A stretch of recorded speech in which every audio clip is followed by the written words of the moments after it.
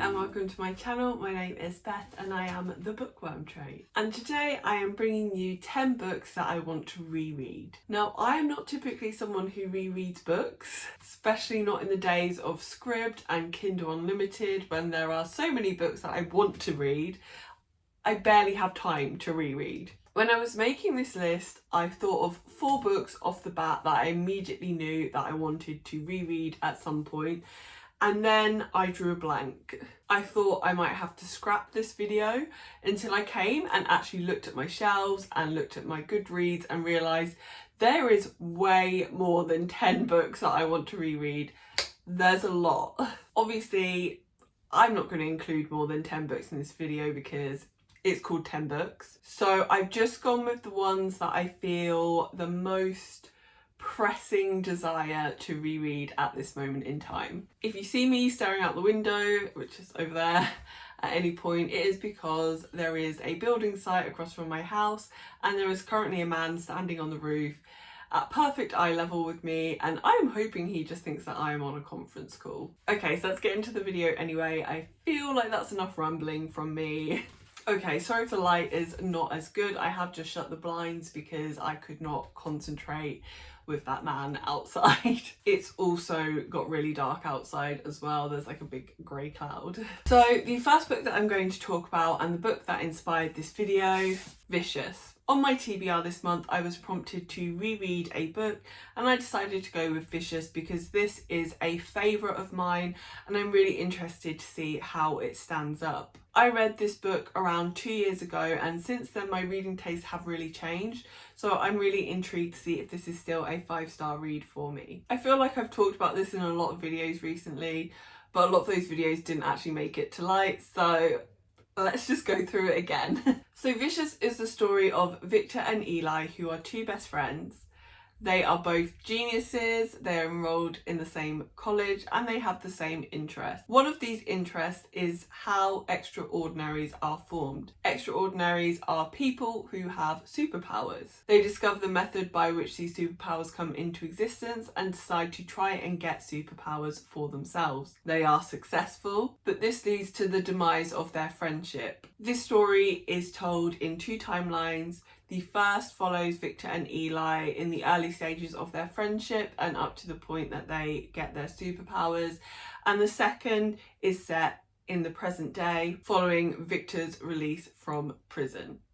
I say release, it's an escape. I read this book in 2 sittings. I read 50 pages and then I read the rest in one go. And so I'm interested to see if I can do that again because we're coming to the end of the month and I am running out of time to read this book. The next book on my list is Black Flamingo. Black Flamingo is the story of Michael and his search to find acceptance in both his racial and sexual identities. This book is written entirely in verse and I read this book in 1 sitting. I adored this book and I related to so many of the words in here. When I read it, I knew this was a book that I wanted to tab, but I couldn't find my tabs anywhere.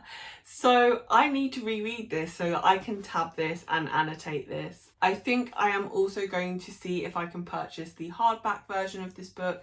That's how much I loved it, because the hardback is absolutely beautiful. And when I tab books, I do like to have an untabbed version as well, because I'm extra like that. The main character in this book, Michael, is mixed race, and I love books that have mixed race characters in them. I'm mixed race, so it's really great to find something that I can connect to. Growing up, there just weren't any mixed race characters in any books that I had read anyway. It was usually a cast of white characters with a token POC chucked into the mix.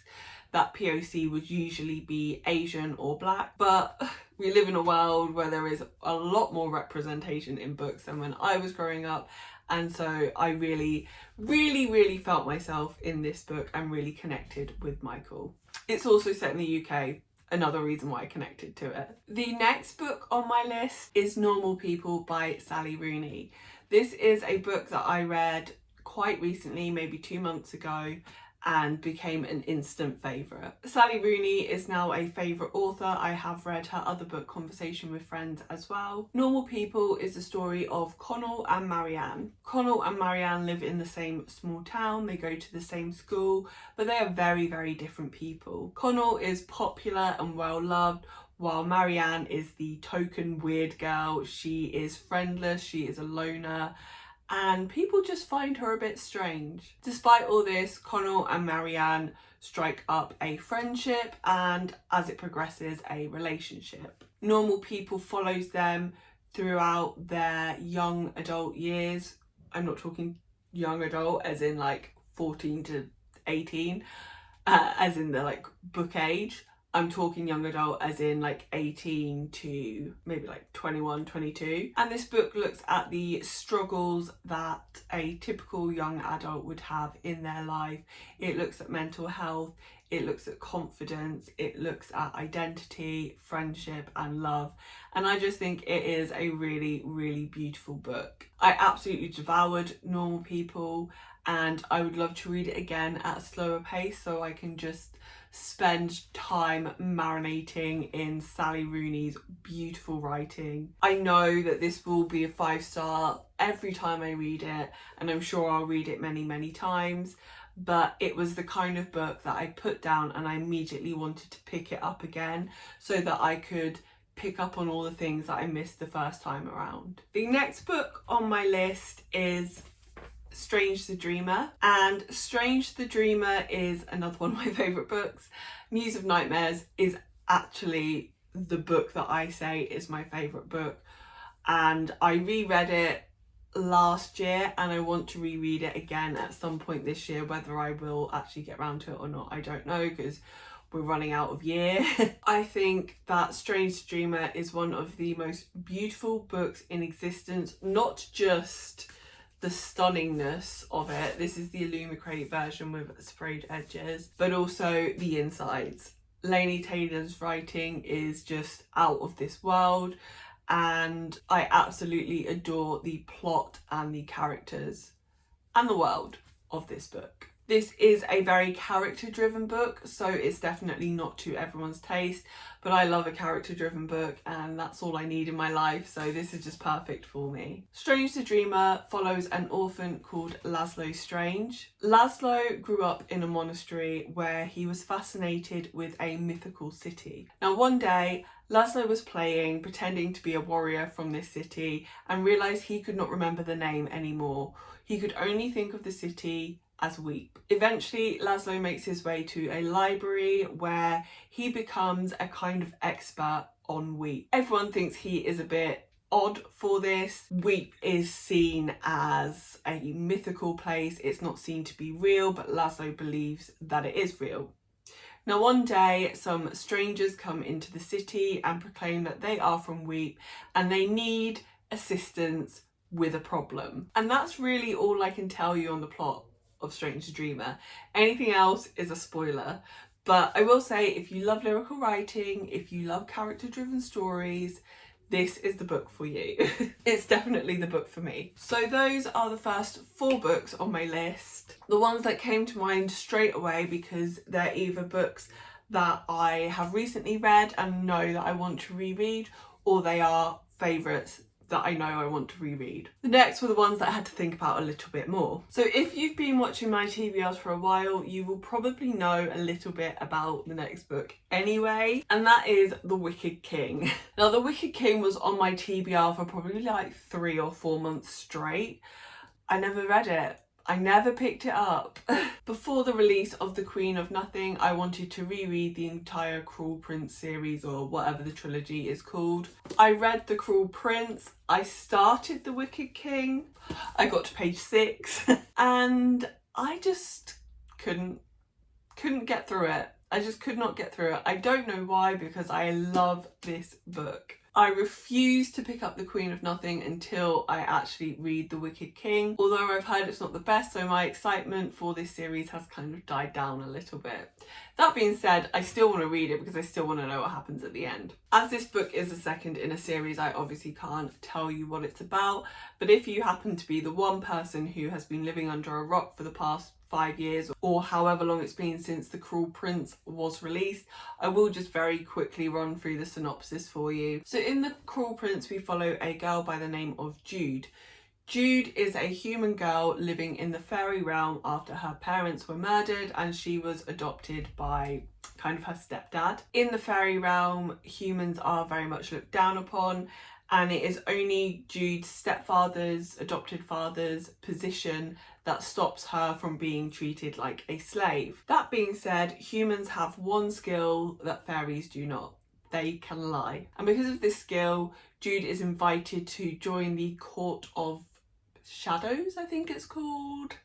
It's been a while since I read it. I think it's called the Court of Shadows, as a spy for one of the king's sons. That's all I'm really going to say on that, because I think if for some reason you don't know, any more is a spoiler. But I really enjoyed The Cruel Prince. I don't know if I'm going to enjoy The Wicked King as much as I did the first time around. I did actually like this more than The Cruel Prince, because I'm not really much of a YA fantasy reader, whereas I was when this book was released, which was when I read it. I still want to finish the series, so at some point I will force myself to reread The Wicked King. The next book on my list is a book that I read last year, and is a book that I've wanted to reread since I finished it, though now is not really the right time to read it. And that is Station 11. Anyone who knows what this book is about will know why I don't really want to reread this right now. This book is about a pandemic that wipes out 99.9% of the human population.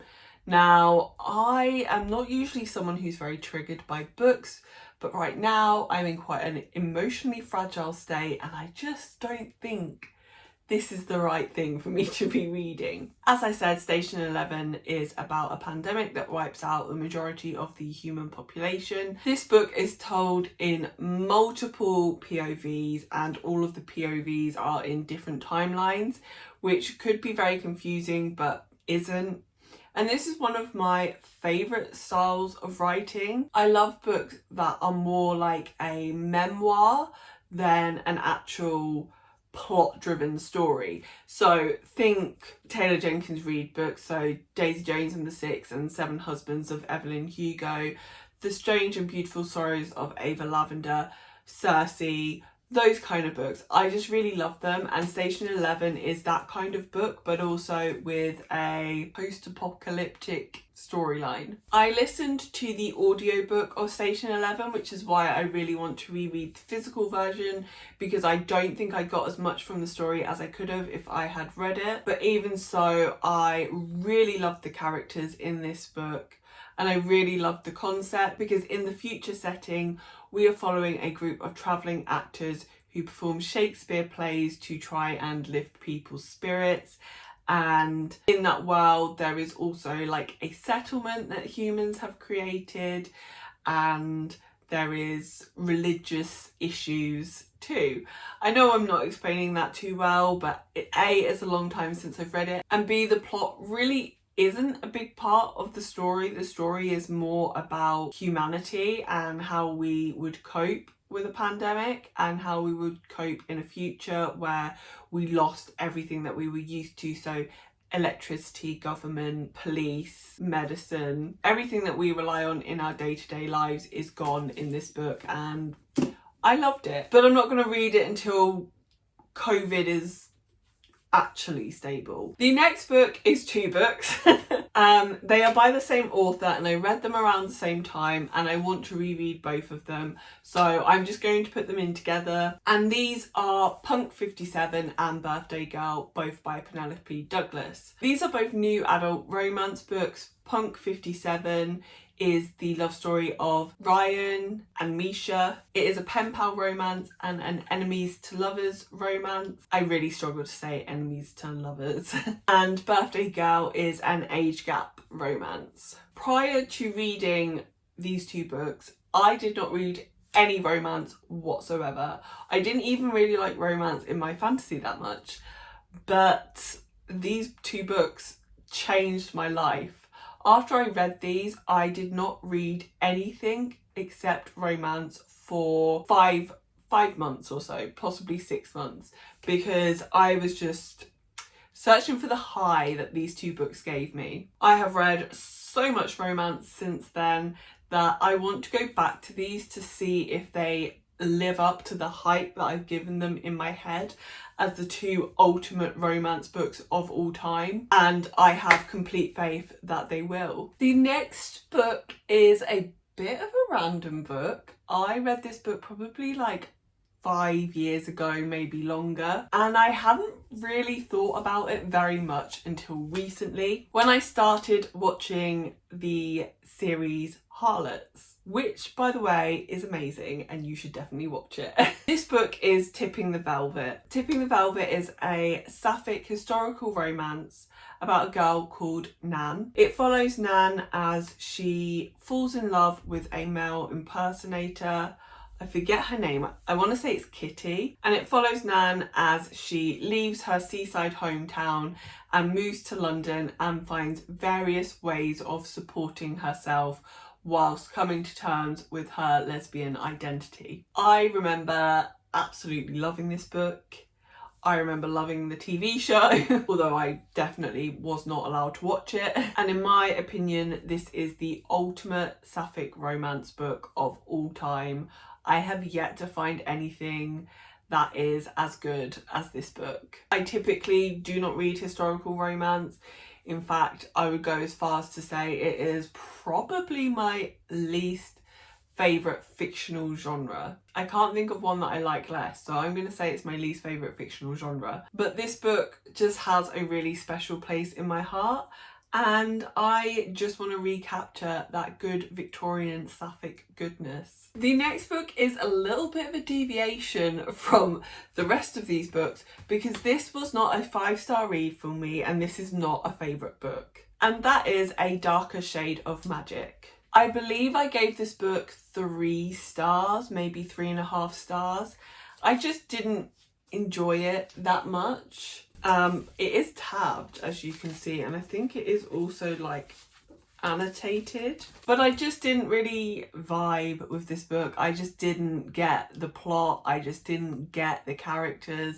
It just wasn't for me. But I have the entire series in these collector's editions, and I would at some point like to actually continue with the series because I believe it does get better from this book. And as I said, I didn't hate this, I just didn't really connect with it. One of the reasons that I may have felt a disconnect with this story is because it is set in a historical version of London, but it is not written by a British person. And I have yet to find a book written by an American set in the UK that I like, love, adore.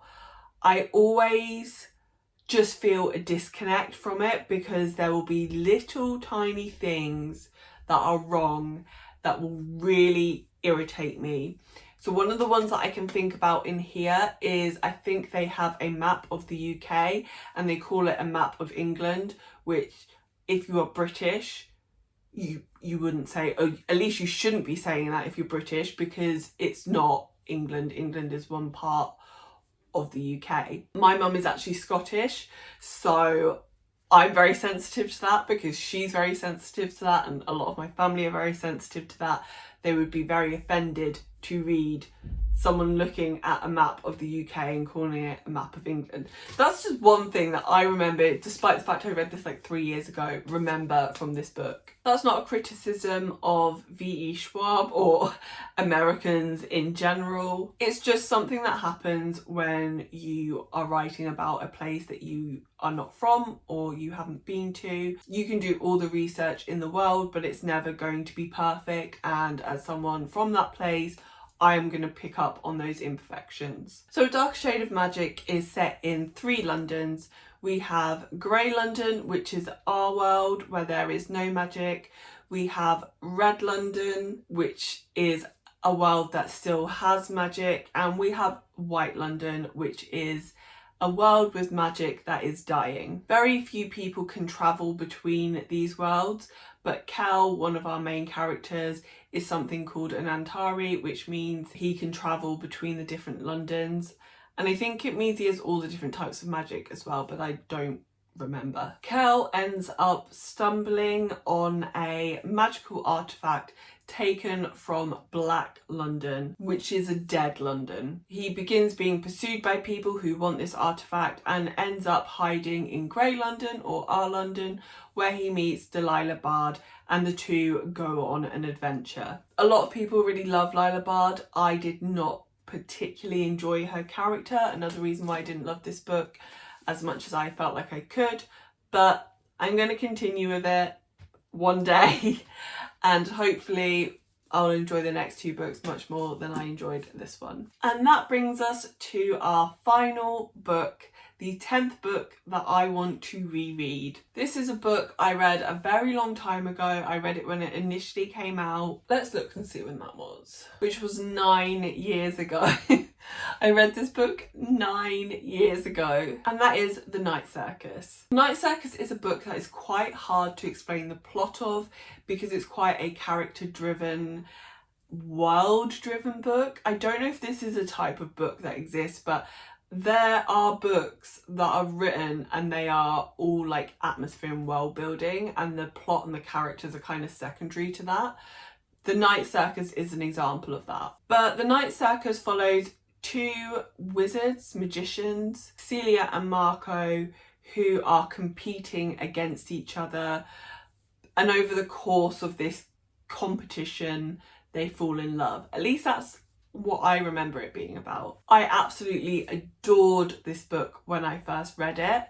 I thought it was like the best thing ever, and I was convinced it was one of my favourite books until I read The Starless Sea. And I liked The Starless Sea, don't get me wrong, I enjoyed it. You can see it there, pride of place, because it is stunning. I really did enjoy it, but it was like a 3-star read for me because I didn't like the ending, and I just felt like it was the plot was too complicated and too convoluted, and when we got to the end it was like, and there we go, this is how it all happened, rather than it being a slow unwinding and unravelling of the plot.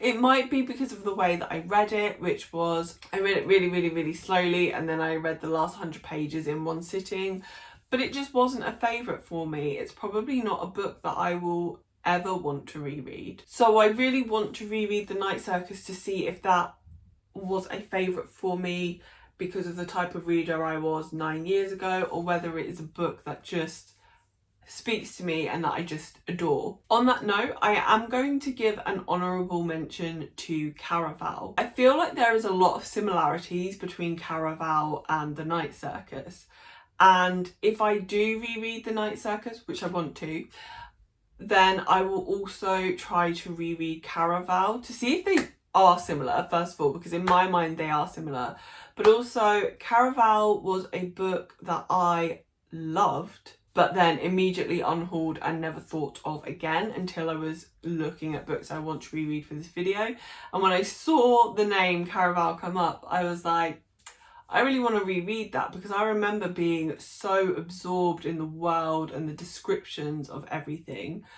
And I would probably quite like to see what happens within the Caraval series, but I know I don't like YA fantasy anymore, so we'll see about that one. So I've just finished filming this video and I have just discovered I did not unhaul Caraval.